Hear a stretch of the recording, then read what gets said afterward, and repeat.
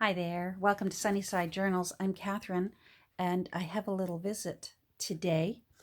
And your first thought might be, Catherine, what's the difference between 30 minutes of my day and a little visit? And I'll tell you.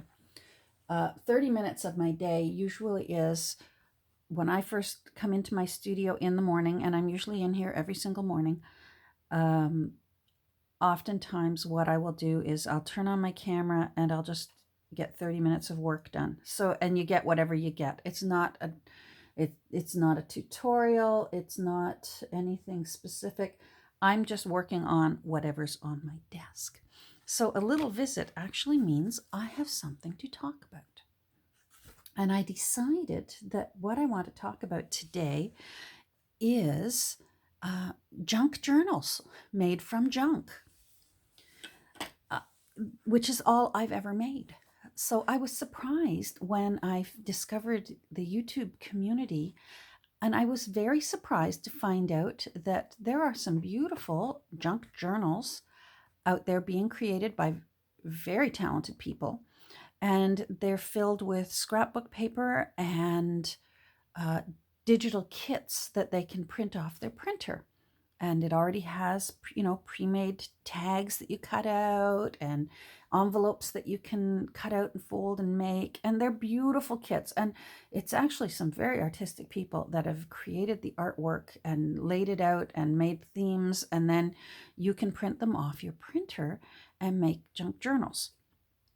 For me, I have always made my junk journals from secondhand repurposed materials. So thrift stores, estate sales, garage sale, Facebook Marketplace, estate sales, antique shops, you name it. If it's a secondhand source, someone else has already loved it beforehand, it counts to go in my book. So I thought I'd show you, for example, this is the one, if you're new here, this is the journal I'm working on right now. And it's just a beautiful journal. And everything you're looking at here is actually from other sources. These have not been printed off on a computer to be put into a junk journal. This actually is the cover from an old cookbook. This actually is a page out of a book on Victorian cakes. This is a page out of a cookbook. The pages have been purchased at thrift stores, and if necessary, they've been tea dyed. This little tuck spot here is from the same cookbook that this pocket was made from. Do you see what I mean? You can make a really pretty, really interesting journal completely from repurposed materials. I don't have any laces or ribbons in here yet, but I'm not done. I'm just using this as an example to show you. So what I thought I'd talk about today is if you wanted to get started on being able to use old books in your junk journals that you're creating, I thought I'd make a list of what I think are the 10 must-haves for you to start your book collecting, for you to start making junk journals, maybe with a bit more junk in it. And I'm not talking about the usual things of saving your envelopes from your mail that you received or saving the boxes from cookies or cereal. That's a given. I'm talking about what books should you have. And I thought the timing is right because you could put a list on your fridge for if you have a holiday season coming up and maybe your friends or family or loved ones or a spouse or sibling or children don't know what to get you. You could have this list on your fridge and just let them know that you're looking for these books. You could also post a status on your Facebook or on your Twitter, or if your family follows you on Instagram, just post and say, hey, everyone, I'm looking for used copies of this, and this. So keep your eye out. And if you have some in your house that you were going to get rid of, let me know because maybe I'd want it. That's the kind of list I'm talking about. So let's put this out of the way. So I have 10 things that I think would get you started well on your way. And these books actually would last you many years because you really only use 1 or 2 pages out of them every time you create a junk journal, because the other pages are filled with blank tea-dyed paper or lined paper. See, this is blank, blank, but you will have pages, where it's from out of a book. And that's what gives the variety and the fun for your junk journal. So the first one that I would tell you to get, let's just get it right off the table. The Bible of Junk Journaling by Her Majesty herself, Edith Holden, The Country Diary of an Edwardian Lady. You will not regret it. I've been lucky. I've been able to find all my copies secondhand, but this book is so useful, so good, and it will last you so long. I would dare say if you can't find it secondhand, just get it. Just go to Amazon or eBay or wherever it is, or Etsy, and just get a copy of it. You will not regret it. And cut it up. Please don't say, oh, it's just too beautiful, I can't cut it up. My thinking is I would rather create 50 beautiful junk journals from one of Edith's books than have this book sitting on the shelf, never opened. That's my thinking. So in this one, you can see I have pages partially used. I've already taken it apart so that it's easier for me to grab when I'm working on a journal and I think, oh, I want a page from Edith. I already have it ready to go, ripped up, and when you think about it, and this isn't even all of them because I have more over there, you're really only going to use 1, 2, maybe 4 pages per junk journal. Think about how many journals this all uses, because all of her pages are so usable. Even these print ones are so wonderful to use in your ephemera. I used 2 of these printed sheets just recently to make the cover of a junk journal called Wren. This is such a useful book. It's well worth it, and it's well worth it to get it, even if you have to buy it new and get it. Even if you have to get the paperback version, because it's still beautiful. You just won't get this hardcover. And personally, I don't know whether I would ever use this again. I might take it apart and use the board for things. I might use that for things. But that's number 1, and that is probably the most important book on my list of 10. So let's get on to number 2. And I would suggest to you to find yourself some little nature books. I would say if you could only get 1 or 2 to start your collection, I would get maybe Flowers and Birds.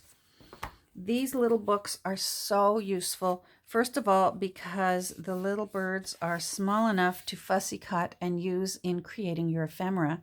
And the pages are small enough that if you wanted to use a spread and put it right into a journal, it's a nice size, and most likely you won't have to trim it down. You'd be able to use the whole page.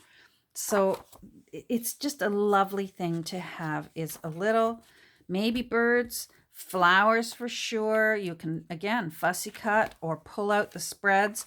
Now, sometimes paperback books are glued in. They're not sewn in. Don't let that worry you, because you can marry up those edges and seal it with washi tape and use it as a spread in your junk journal. So another good one to have would be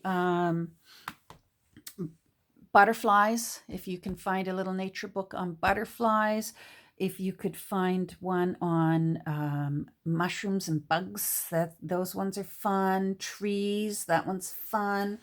Any of these kinds of books. I have a few now because I've been doing this for a few years. So if I see them, I grab them. And like this one, Trees, it's wonderful. It's got all kinds of leaves in it that can be fussy cut. It also can be, you can take full pages out. It's wonderful. Don't discount looking in the children's section. You'll find some. Now, sure, that's photos. You don't usually want photos. what you want is the books that have illustrations. And that's why usually these kinds of books have illustrations as opposed to photos, because professional birders actually can do their bird watching and verify what they're seeing. They say from illustrations easier than telling the bird they're looking at versus what's in the book from a photo. It's just easier to bird watch and bug watch and flower watch from illustrations than from photos. And that's why we get so many pretty little drawings. Oh, there's a robin. Yay. So that's number 2. Get yourself a little nature book or 2. And don't worry about getting them all at once. Everyone starts with 1 or 2 books, and then they go from there. All right, number 3 is try and find yourself 1 or 2 classic children's books that have pretty little illustrations. So this book I actually got for free, and I am still using it. It was on a discard table at my thrift store. Because they realized that somebody had spilled something in it and it had ripped when they tried to open it. Well, this artwork is all still fantastic. This is Eloise Wilkin, and she does beautiful, beautiful pictures, and her babies are bar none the cutest. So keep your eye out again for a classic children's illustrated book. The Peter Rabbit books have beautiful illustrations in them. The Winnie the Pooh books have beautiful illustrations. This is another one of my favorites that has really pretty illustrations. So you've got to start somewhere. Just get one and start using it here and there, little pieces here and there in your junk journal. Before you know it, you'll have a library of them. And again, like I said, let your friends and family know that you're looking for these things. Number 4 is on the list. Get yourself a dictionary. These ones are actually quite easy to find because people aren't using paper dictionaries anymore. They Google the word they're looking for on their phone, on their laptop. They don't grab a book off the shelf to find out how to spell a word. And plus, words change every single day. And they're being added. Webster's been adding words every single day to the dictionary, so they go online for the most updated version. The thing about an old dictionary is sometimes they've got really cool little illustrations in them, which is fun. Plus, you can tear out little pieces and use them in your ephemera. You can use them for collaging. If it's a bigger sheet like this, you can use a spread in your book. I love using pages from a dictionary in a junk journal. If this is too big, because this is a big one, you can just slice it off there and fold it sideways. It still makes something fun for the eye to see, and it makes the person who's leafing through the junk journal smile, because they'll go, oh, look at that. That's actually an old dictionary, and it's just cool. So keep your eye peeled for a dictionary. It doesn't have to be that old. Usually they are, because they honestly don't make very many. It's all online. Everything's online. This is 1959, so it's not that old. Now, I have this little dictionary here. My daughter was cleaning house and said, Mom, do you want this? I sure did. First of all, the pages are already starting to go a little bit yellow.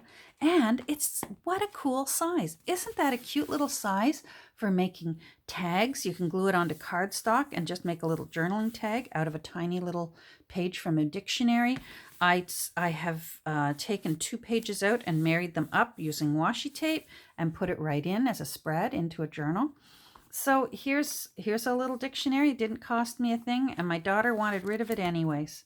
So number 4, dictionary. Get yourself a dictionary. Put it on your wish list. Number 5 is an old school atlas. Get yourself an atlas. Again, these are in thrift stores all the time now because people are going online to find their information. They're printing it on their computer. They're not using books as much anymore, so they're quite frequently in thrift stores. One atlas, think about it again. Look at all the pages of maps in here. One atlas, I dare say, will last you throughout your junk journaling career, or else it will last you a good many years. You just need one. So put it on your wish list. You'd like an atlas? Any atlas. They're all pretty. Don't you love it? All the blues and greens. They make for such fun backgrounds for journaling tags. They make such pretty pages folded in half, and it's so pretty in a junk journal. That's where your color comes from. Instead of being printed off a computer or being, purchased and peeled out of a scrapbook pad, you've created your page, your colorful page, from an actually interesting repurposed source.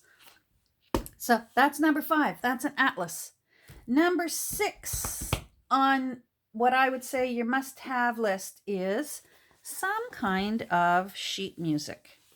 So again, see what you can find in your thrift stores. If you can't, see what you can find in Etsy or on eBay. You really just need one book.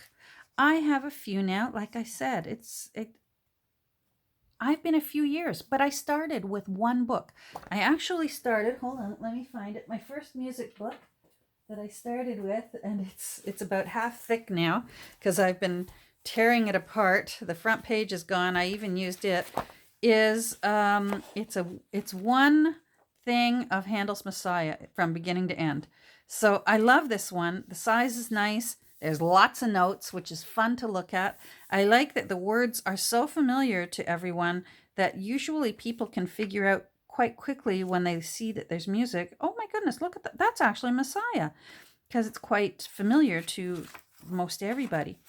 So, and I have since been able to find more music. You only need one. So get yourself some kind of music book. I find I like smaller music rather than, like, this one's old, but see how big this is? I find the smaller one lends itself a little better for collaging or, little tags and that, because, think about it. If I tore the corner off this, you're not getting very much. Whereas if I tear the corner off this, look at how busy. There's up, there's down, there's movement. If you can, find yourself smaller sheet-wise of music, but don't turn down free music. If you get free music papers, don't turn it down. And don't worry if it's white. That's when you get out your tea dye and you make it look old yourself. So that was number 6. That was music, number 6. Number 7, if you can find it, and this is, again, secondhand sources, but you can do it because I've found them here and there. Any one volume from an old encyclopedia set. So this one is the New World Family Encyclopedia. This is volume 5. It's the only one I've got. You don't need the whole encyclopedia. You just need one volume. And quite often you can find them on, like I said, Etsy, eBay. I got to quit listing that, These are awesome in the same way that dictionaries are awesome, because there's so much on one page. You can use pieces of it for collaging, pieces of it for making tags, but they're also usually illustrated. And in this case, I'm not sure how old this one is. There's great black and white photos. That's just fantastic. 1953. So, look at these old photos. What fun.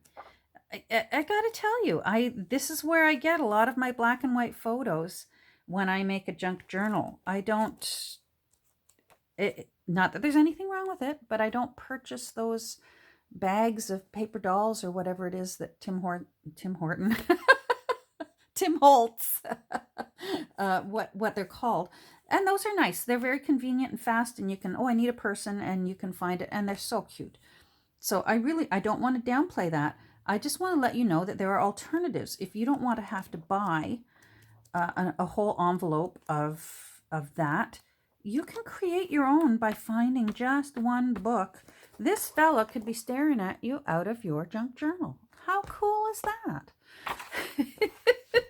And you just need one. And quite often that's what you can find, because people, for whatever reason, they're cleaning out their house and they go, why do I have this one one volume of an encyclopedia, and off it goes to the thrift store. So try and find yourself one volume of an encyclopedia. Get more if you can, but it all starts with one. All right, so number 8 on my list is what I fondly refer to as get yourself a black and white book. And what I mean by a black and white book is any kind of old book that just has black and white printing and interesting things to look at. Like, look at this list here. This has got lists of fruit, because this is actually a book on gardening. I forget the name of it. Complete Book of Garden Magic. I love this book. I've mentioned it before. You've heard me talk about it. I love this book. It's, I believe, 1941. Yes. And this one is fun because it's got drawings in it, black and white drawings. But when I say a black and white book, for example, I found this last week. It's the book on shorthand. It's a textbook on shorthand. It just makes for an interesting, different page to tuck inside your junk journal. These pages are just fun to put a colorful, you're thinking of sticking on something bright and cheery. Well, this sort of fades into the background, but it's still enough to catch the viewer's eye and go, hold on, what isn't that in the background? Oh my goodness, that's old shorthand. Oh, isn't that cool? It's just a neat thing to do. So if you can find an old textbook, an old math book, you just need one to start. This is an old book on bookkeeping. It's taken me years to find my favorites of my black and white books, that I call it. But I still don't have that many. You'd think I have a lot. I really don't. I have my favorites. I'm at the point now where I'm choosy if I'm going to buy a new one. It needs to be pretty darn good. So that is number 8. Get yourself some kind of a black and white book. So it's got print on it. The more interesting, the better. So, if it's an old math textbook or an old science textbook, that makes it fun for the eye to look at. So, number 9, we're getting near the 10. We're getting near the end here. Try and find yourself a book that has beautiful color reprints of old masters' paintings. I love this one. It was $1.99 at my thrift store, but it's got beautiful artwork, and I love using them on the covers of, he looks like Mark Darcy. What's his name? Colin Firth. He looks like Colin Firth. These make marvelous covers on a plain, if I was going to turn this book into a journal, I love putting an old master on the front. And this, you can just have your pick. Look at all these wonderful old master paintings. Look at her. Wouldn't she look marvelous right there?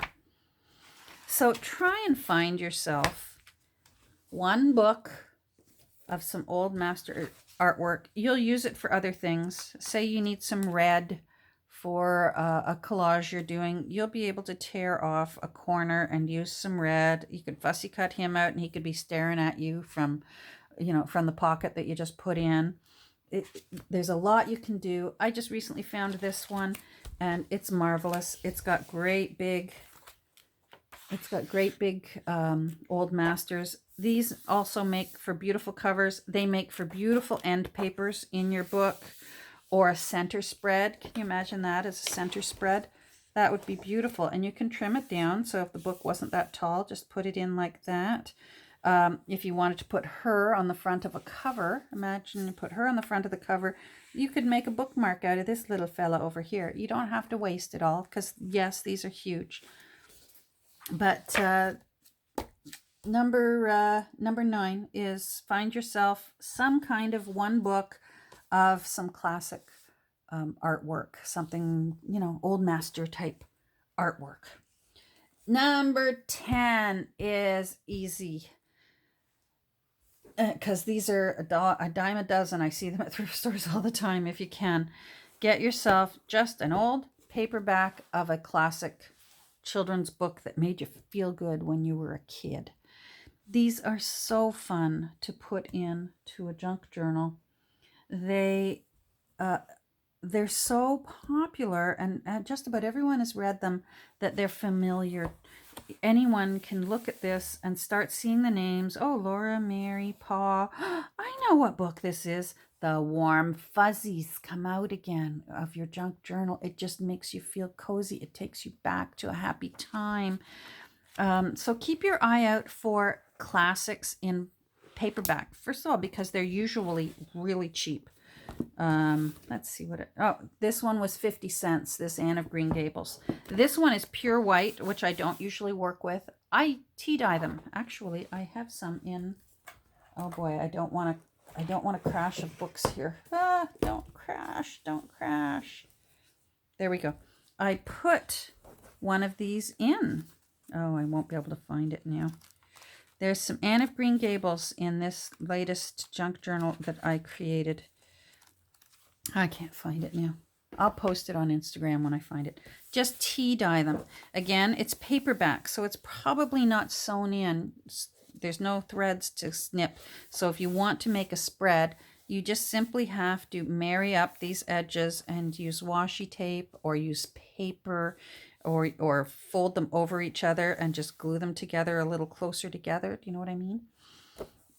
They just make for a heartwarming way to sneak in some feel-good into your junk journals. Any kind. Charlotte's Web is really, really, I love when I can fit Charlotte's Web into a junk journal.